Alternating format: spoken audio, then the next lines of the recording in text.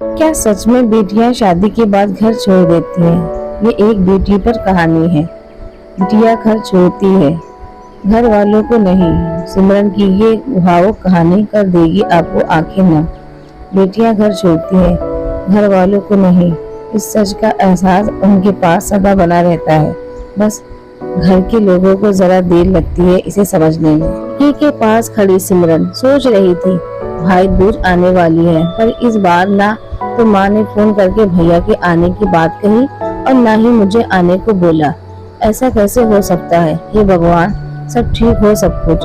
अपनी सास से बोली, माँ जी मुझे बहुत डर लग रहा है, पता नहीं क्या हो गया मुझे, कैसे भूल गई इस बार। सास ने इजाजत देते हुए कहा, कोई बात नहीं बेटा, तुम एक बार खुद जाकर देख आओ।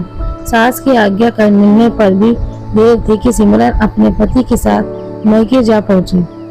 परंतु इस बार घर के अंदर कदम रखते ही मुझे सब कुछ बदला सा महसूस हुआ।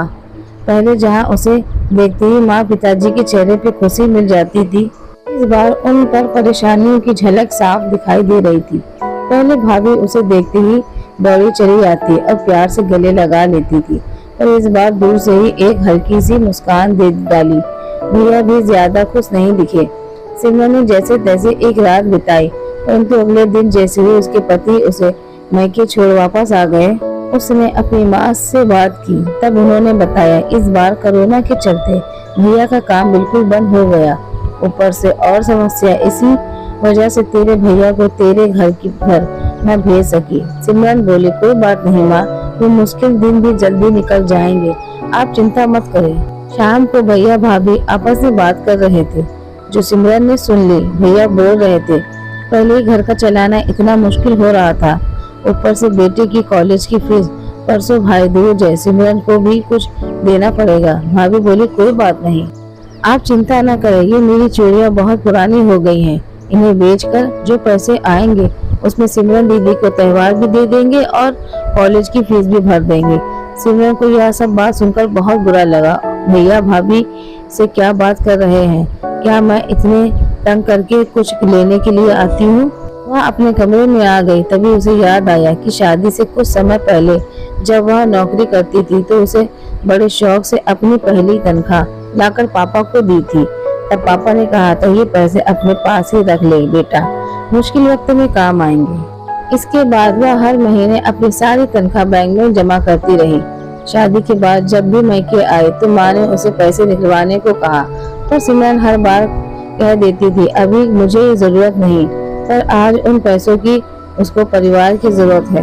वह अगले दिन ही सुबह भतीजे को साथ लेकर बैंक गई और सारे पैसे निकलवा कर पहले भतीजे की कॉलेज की फीस जमा की और फिर घर की जरूरी सामान खरीदकर घर वापस आ गई। अगले दिन जब भैया का टीका किया तो भैया ने भरी आंखों से उसका हाथ 100 का नोट रखा। सिमरन मना करने लगी तो भैया बोले, ये तो शगुन है पगली, मत मना कर।